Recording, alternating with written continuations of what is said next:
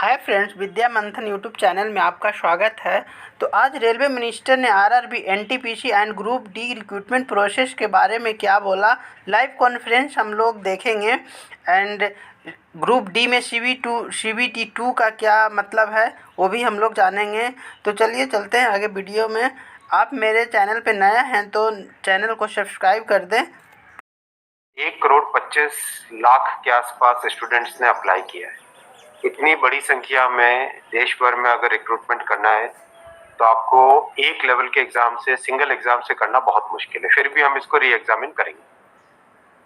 इतनी बड़ी संख्या में 1,25,00,000 कैंडिडेट्स अगर हो तो कैसे उनको एक साथ सेम तरीके से, same level of hardness of question की, ये सब करना अति डिफिकल्ट है। आप सब इस प्रक्रिया से गुजर चुके हो, आप भी समझते होंगे। इसलिए इसके दो, एक प्रीलिम एग्जाम और उसके बाद में एक कंप्यूटर बेस्ड टेस्ट 2 इस तरह से करके किया। वो नोटिस में लिखा गया था कि अगर जरूरत पड़ी, अगर परिस्थिति हुई तो उसके 2 लेवल किए जाएंगे। पहला ये। दूसरा, आपका प्रश्न कि 10+2 में ग्रेजुएट्स को कैसे अलाउ करें। देखिए, किसी भी एग्जाम मैक्सिमम क्वालिफिकेशन का नहीं होता है कभी भी। ये कानूनन कॉन्स्टिट्यूशनल व्यवस्था में हम लोग काम कर रहे हैं। कॉन्स्टिट्यूशनल व्यवस्था के हिसाब से हम मिनिमम प्रिस्क्राइब कर सकते हैं, मैक्सिमम प्रिस्क्राइब नहीं कर सकते। तो 10+2 के लिए जो क्वालिफिकेशन वाला स्केल है, उसमें अगर ग्रेजुएट बैठे हैं तो उसको रोकने का हमें कोई अधिकार नहीं है, किसी को कोई अधिकार नहीं है। अगर कोई नया इसके बारे में कोई नया न्यायपालिका की तरफ से कोई चीज आती तो अलग बात है, लेकिन हमारे पास कोई अधिकार नहीं है इसका। दूसरा विषय था ये। तीसरा विषय आपने रखा समय का। देखिए, शुरू में इसके लिए जो इस एग्जाम को कंडक्ट करने के लिए एप्लीकेशंस आई, दोनों के दोनों एग्जाम्स में 1 करोड़ से ज्यादा एप्लीकेशन आई। 1 करोड़ से एप्लीकेशन ज्यादा आई तो जो एग्जामिनेशन कंडक्ट करने के लिए एजेंसी हमको हायर करनी थी, उसको हायर करने में टाइम लगा, 6 महीने से ज्यादा लगा। नेचुरली इतनी बड़ी संख्या में अगर एग्जाम करना है देश में तो अपने आप में वो एक बहुत बड़ा challenge. It's a Himalayan task, it's a huge task, it's a very very big challenging task. तो एजेंसी को सेलेक्ट किया गया। सेलेक्ट करते करते कोरोना आ गया। कोरोना के फेज में देरी हुई, लेकिन फिर भी डिस्पाइट कोरोना तुरंत दिसंबर 2020 में एग्जाम की प्रोसेस चालू हुई। एग्जाम की प्रोसेस चालू हुई और despite second wave of corona फिर भी एग्जाम किया गया with all the precautions, all the safety things करके इसको लाए। जो दूसरा वाला ग्रुप बी का एग्जाम है, उसमें कैट में चले गए थे बच्चे, क्योंकि करीब 5 लाख के आसपास एप्लीकेशंस ऐसी थी जिसमें फोटोग्राफ प्रॉपरली मैच नहीं हो रहा था। तो नेचुरली अगर एप्लीकेशन में फोटोग्राफ मैच नहीं हो तो उसको आप एग्जाम में कैसे लोगे, तो वो विषय आया था। तो उस विषय के कारण लोग कैट में गए थे। एडमिनिस्ट्रेटिव ट्रिब्यूनल ने जैसे ही उसका समाधान किया, फैसला किया, उसके फैसले के तुरंत बाद में हम लोगों ने एग्जाम के प्रोसेस को आगे किया। कोई उसमें देरी नहीं की। और हमारा, देखिए, हमारी सरकार, प्रधानमंत्री श्री नरेंद्र मोदी जी का इंटेंट हमेशा है कि मैक्सिमाइज करना है रोजगार को। इसीलिए आप देखिए, इतनी बड़ी संख्या में, यानी रेलवे में 1,40,000 टोटल, 1,05,000 ग्रुप डी की कैटेगरी में, लेवल 1 की कैटेगरी में, और लेवल 2 से लेवल 6 की कैटेगरी में 35,000 कैंडिडेट्स वैकेंसीज। 1,40,000 की वैकेंसीज लाना कोई छोटी बात नहीं है, बहुत बड़ी बात है। फिर आपका चौथा पॉइंट आप देखिए, ज्यादा से ज्यादा कैंडिडेट्स को फर्स्ट स्टेज से सेकंड स्टेज में जाने का मौका मिले, इसके लिए 2015 तक हमेशा प्रिलिमिनरी एग्जाम जो होता था, फर्स्ट स्टेज होता था, उससे 10 गुना लिए जाते थे, केवल 10 गुना लिए जाते थे। 2015 के बाद में पहले ये संख्या बढ़ा के 15 गुना कर दी गई, जिससे कि ज्यादा से ज्यादा कैंडिडेट्स को मेन एग्जाम के लिए जाने का मौका मिले। और 2019 में इस संख्या को 20 गुना किया गया, ताकि ज्यादा से ज्यादा लोगों को अवसर मिले, ज्यादा से ज्यादा लोग, क्योंकि फर्स्ट स्टेज जो प्रिलिमिनरी एग्जाम इतना बड़ा नंबर है कि उस नंबर में हो सकता है कुछ बाय चांस उस दिन तबीयत ठीक नहीं हो, कोई दूसरा कारण हो, समय पे पहुंच नहीं पाए, कोई भी कारण से मिस कर गया, तो मैक्सिमम लोगों को हमें चांस देने का इंटेंट है, इसी इंटेंट के कारण 20 गुना किया गया। जो 10 गुना था 2015 से पहले, उसको 20 गुना किया गया 2019 में। तो ये प्रो स्टूडेंट्स, प्रो कैंडिडेट्स वाली अप्रोच है हमारी, और हमारी इंटेंट एकदम नेक नियति से काम कर रहे हैं, सच्चाई से काम कर रहे हैं। देखिए, कोई भी कहीं भी एक भी जगह से कहीं कोई पेपर लीक होने की बात नहीं है, कहीं पे कोई एग्जाम के मैनिपुलेशन की बात नहीं है। जो आज सिर्फ मुद्दा है, मुद्दा सिर्फ इतना है कि शॉर्टलिस्ट कैंडिडेट्स कितने किए जाए, यही मुद्दा है। इस मुद्दे को सॉल्व करेंगे, इसको भी हम बहुत सेंसिटिवली सॉल्व करेंगे। हमारे लिए छात्र हमारे साथी हैं, हमारे भाई हैं, हमारी बहनें जो एग्जाम दे रहे हैं, तो हमारे लिए बहुत इंपॉर्टेंट है, हम इसको बहुत सेंसिटिवली हैंडल करेंगे। कल रात को आपने देखा, अगर तस्वीरें दिखाई हो हॉस्टल में मैं आपको इतना बताना चाहूंगा कि जो लोग किसी भी अपनी खुद की संपत्ति को अगर जलाते हैं, खुद की संपत्ति पे अगर अटैक करते हैं, उसको डिस्ट्रॉय करने की कोशिश करते हैं, तो उसमें जो प्रक्रिया पुलिस की होती है वो होनी, अगर हुई है, मेरी बात आप इसमें स्पष्ट रखिए कि मैं छात्रों को कह रहा हूं कि आपकी संपत्ति है, आप अपनी संपत्ति को जलाने के लिए क्यों बाहर निकले। और हम आपकी बात को शुरू से सुन रहे हैं। जिस दिन आपने पहले पॉइंट रखा, उसी दिन हमने तुरंत इसका, जैसे ही दूसरे दिन ही मेरे नजर में आ गई थी बात ये, तो दूसरे दिन मैंने तुरंत सारा ये टेबल मंगवाया कि आप मुझे एग्जैक्ट बताओ हर एक लेवल पे क्या वैकेंसी है, और हर एक लेवल पे एग्जैक्ट, जैसे लेवल 2 पे 5663, उसकी जगह 1,13,000, कितने गुने? 20 गुने।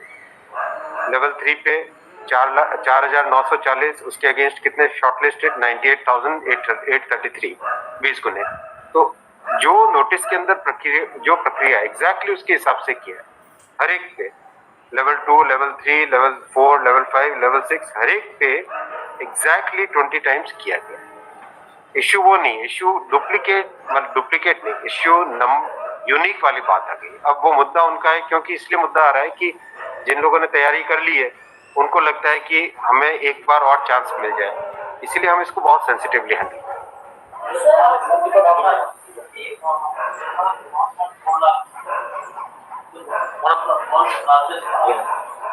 As of now, how many recruitment has happened? And by when all these things will be done? Because it was announced. यही तो रिक्रूटमेंट चल रहा है। देखो, इतना मैसिव, मैं आपको पूछूं कि वर्ल्ड का सबसे बड़ा एग्जाम कौन है? वर्ल्ड का अगर, या इंडिया का भी अगर बड़े एग्जाम्स देखें, तो बड़े एग्जाम्स में जेई बहुत बड़ा एग्जाम होता है, सिविल सर्विसेज बहुत बड़ा एग्जाम होता है, स्टाफ सिलेक्शन कमीशन का बहुत बड़ा एग्जाम। इन सब एग्जाम्स में एप्लीकेशंस की संख्या होती है 5 से 7 लाख, 8 लाख, 10 लाख। यहाँ 1 करोड़ एप्लीकेशन। आप ये तो देखिए ना कि कठिन कितना है। 1 करोड़ एप्लीकेशन, 1.25 करोड़ एप्लीकेशन, 1 करोड़ 25 लाख, 1 करोड़ 35 लाख, उसमें समय लगता है। But this is something government was aware in a country where there is so much of unemployment, and there will be vacancy like this. इसीलिए तो टाइम तो इतना लगेगा। अगर आपको इस एग्जाम को ढंग से करना है, इतना टाइम लगेगा, चाहे कोई करे। और उसके बाद भी आज देखा कि गया से आगजनी की तस्वीरें आ रही हैं।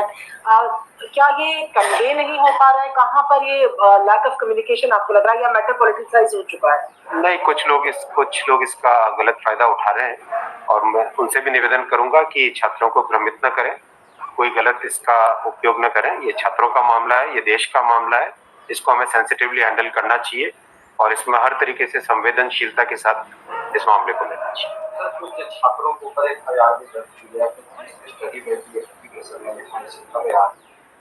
आप खबरों की जांच करिए। देखो, जो पुलिस की प्रक्रिया है वो अलग चीज है। मैं अभी मुद्दा है, जो उस मुद्दे को कैसे सॉल्व करें उस पे सोचना चाहिए, हमें फॉरवर्ड लुकिंग होना पड़ेगा।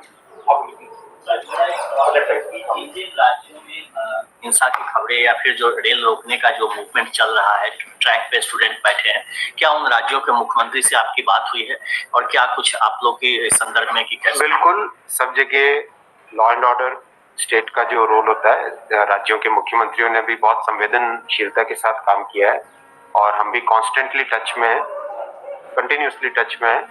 और जो आज कमेटी की बात भी सबके पास जा चुकी है ऑलरेडी, और मेरे ख्याल से ज़्यादातर जगह से स्टूडेंट्स ने इस विषय को स्वीकार भी किया है। और मैं अभी भी रिक्वेस्ट करूंगा एक बार फिर सारे स्टूडेंट बंधुओं को, छात्रों को, कैंडिडेट्स को, कि आप प्लीज अपनी ग्रीवेंसेस को, अपने पॉइंट को, अपने कंसर्न को, अपने विषय को, अपने मुद्दे को फॉर्मली रखिए, हम इसको एकदम संवेदनशीलता के साथ टैकल करें।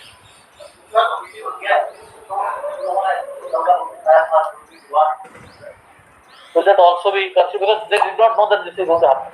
नहीं, देखो, कमिटी एक बहुत ही सीनियर ऑफिसर्स की है और ये कमेटी हर चीज को, जितने भी मुद्दे इसमें आएंगे और हर एक मुद्दे को जल्दी से जल्दी, इसमें कमेटी का टाइम लिमिट भी दिया है। कितना टाइम दिया हमने टाइम लिमिट? 4 मार्च तो ये कमेटी की रिपोर्ट आने का क्या मतलब, जल्दी से जल्दी हमारा एम है कि इस मुद्दे को बिल्कुल भी डिले न करके जल्दी से जल्दी सॉल्व करें। 16/2 तक सारे के सारे कैंडिडेट्स अपने कंसर्न सबमिट कर सकते हैं। 3 वीक्स टाइम दिया, I think that's a reasonable time, इससे ज़्यादा टाइम देने की ज़रूरत नहीं है। और कमिटी अपना सारे कंसर्न्स को एग्जामिन करके रिकमेंडेशंस देने का टाइम 4 मार्च दिया है। तो कोशिश करेंगे उससे पहले अगर हो जाए, 4 मार्च से भी पहले अगर हो जाए। डिपेंड करेगा कि कितने रिप्रेजेंटेशंस आते हैं, और मोटे मोटे मुद्दे तो अभी आ चुके हैं पब्लिक में सबके, इसलिए मुझे नहीं लगता है कि इसमें बहुत ज्यादा टाइम लगेगा। वो आपकी खारिज में आ गया है, सही आ गया है। दूसरी ओर ये कि जो आपके पैरामीटर्स था उस पर सब कुछ सही तरीके से लिया गया है, उसी तरह से शॉर्ट लिस्ट किया गया है। फिर इसमें प्रॉब्लम, फिर उसमें कमेटी आपको रिपोर्ट क्या करेंगे और करेंगे क्या? इसका मतलब अगर चेंज करते हैं कुछ तो दूसरे एक बड़ा पक्ष और भी तो विरोध करेगा। हाँ, ये इसीलिए तो मैं आपको देखो बताऊं ना, एग्जैक्ट किसी भी लेवल पे नोटिस में जो लिखा था कि 20 गुना कैंडिडेट लेंगे, अगर आपके सामने टेबल रखा हुआ है, 5,663 की जगह 1,13,000 यानी 20 गुना, 4,940 के लेवल 3 में 98,833 20 गुना, 161 के अगेंस्ट 3223 20 गुना, 17,393 347 3,47,676 20 गुना, 7,124 वैकेंसीज के अगेंस्ट 1,42,413 20 गुना, एग्जैक्ट 20 गुना है हर एक लेवल का। अब स्टूडेंट्स क्या कह रहे हैं कि जिन कैंडिडेट्स ने एक से ज्यादा लेवल में क्वालिफाई कर दिया है,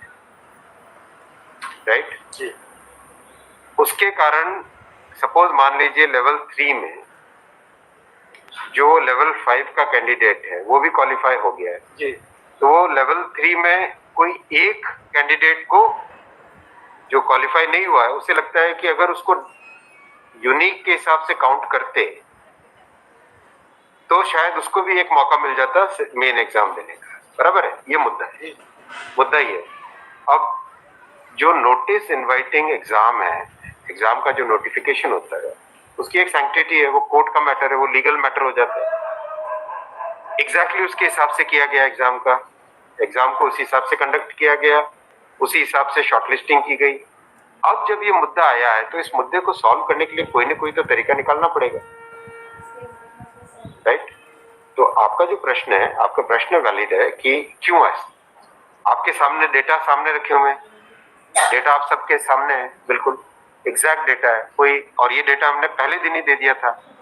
जो टर्म कंडीशंस ऑलरेडी जब पब्लिसाइज किया जाता है कोई पोस्ट होती है तो उसके लिए टर्म कंडीशंस ऑलरेडी पहले से घोषित होता है, उसके आधार पर ही ये सब कुछ किया गया होगा। हाँ बिल्कुल। फिर एक कमेटी या आपको कुछ रास्ता आप नहीं दिख रहा है क्या? ये जो कमेटी रिपोर्ट देगी क्या उसके अगेंस्ट देगी जो आपके टर्म कंडीशंस पहले वाले थे? बात वही है ना कि आपकी बात, तो फिर लोग कोर्ट जाएंगे। हाँ, बात वही होगा जो नहीं, अपने को तरीका ऐसा सॉल्व करना पड़ेगा, कोई तो ऐसा तरीका निकालना पड़ेगा जिससे कि जो लोग शॉर्टलिस्ट हुए हैं उनका भी करियर इफेक्ट ना हो, उनके प्रोस्पेक्ट्स भी कमजोर ना हो, और जो लोगों की ग्रीवेंस है उस ग्रीवेंस को तो एड्रेस करना पड़ेगा ना। छात्रों का मुद्दा है और लोगों ने अगर ग्रीवेंस रेज की है तो हमारी ड्यूटी है कि उसको हमें एड्रेस तो करना पड़ेगा। लेकिन आप देख रहे हैं आपके सामने ये टेबल है, एग्जैक्ट हर एक लेवल पे 20 टाइम्स एग्जैक्ट। ये आप टेबल आप सब लोग देख लीजिए। और ये हमने जैसे ही शॉर्टलिस्टिंग हुई, कुछ लोगों ने मुद्दा उठाया, तुरंत आरआरबीज ने, मैंने आरआरबीज को क्लियर बोला था कि एग्जाम हमारी तरफ से एकदम ट्रांसपेरेंटली होना चाहिए और हर जगह एग्जैक्ट ये सब नंबर्स रखे गए।